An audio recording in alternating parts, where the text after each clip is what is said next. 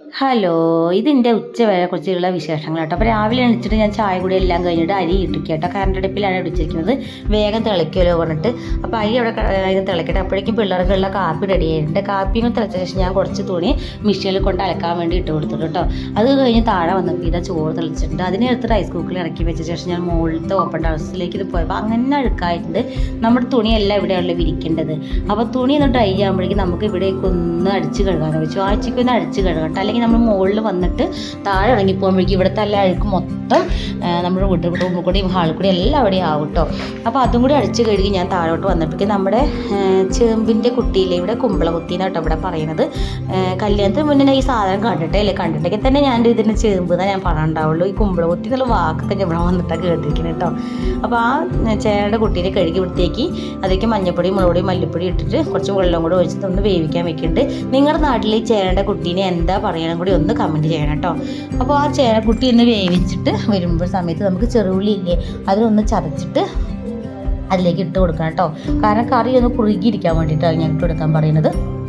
അപ്പോൾ ചെറുള്ളിയും കൂടി ഇട്ട ശേഷം നന്നായി ഒന്ന് വെന്ത് കുറുകി വരട്ടെ. ഇനി നമ്മൾ ഇതിലോട്ട് ചേർക്കുന്നത് വാളംപുളി ഇല്ല, അതായത് കോൽപ്പുളി. അത് നന്നായി പിഴിഞ്ഞ് കുറച്ച് പുളി മുമ്പിൽ നിൽക്കണം കേട്ടോ. എന്നാൽ ഈ കറിക്ക് അതിൻ്റെ ചൊടി ടേസ്റ്റൊക്കെ വരുള്ളൂ കേട്ടോ. ഇവിടെയാണ് അമ്മ ചൊടി എന്നൊക്കെ കേട്ടോ പറയുക ടേസ്റ്റിനെ. അത് കേൾക്കുമ്പോൾ തന്നെ നമുക്ക് വായിൽ വെള്ളം ഓടും കേട്ടോ. അപ്പോൾ ആ പുളിയും കൂടി ഒഴിച്ചപ്പോൾ കറിയുടെ ആ എന്താ പറയുക, ആ കളറൊക്കെ ഒന്ന് മാറിക്കിട്ടി കേട്ടോ. കുറച്ച് പുളി മുമ്പേ കേട്ടോ, എൻ്റെ പുളി ഇത്ര പുളി വേണ്ട കേട്ടോ.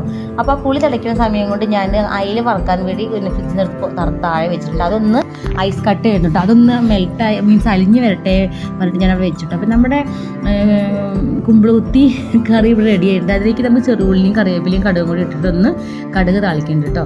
അപ്പോൾ അത് നമ്മൾ ഇതിലേക്ക് ഒഴിച്ച് കൊടുക്കുന്നുണ്ട്. എന്നിട്ട് നമ്മളൊരു 5 മിനിറ്റ് അടച്ച് വെക്കട്ടെ. ഈ കറി ഉണ്ടെങ്കിൽ സത്യം പറഞ്ഞാൽ എനിക്ക് ആദ്യം ഇങ്ങനത്തെ കറിയല്ലേ ഇഷ്ടം ഉണ്ടാവില്ല. സത്യം നല്ല ചൊടിയിലും നമുക്ക് കഴിക്കാൻ പറ്റും കേട്ടോ. ചൊടിയെന്നായിട്ട് ഇവിടെ പറയാൻ ഞാൻ പറഞ്ഞല്ലോ.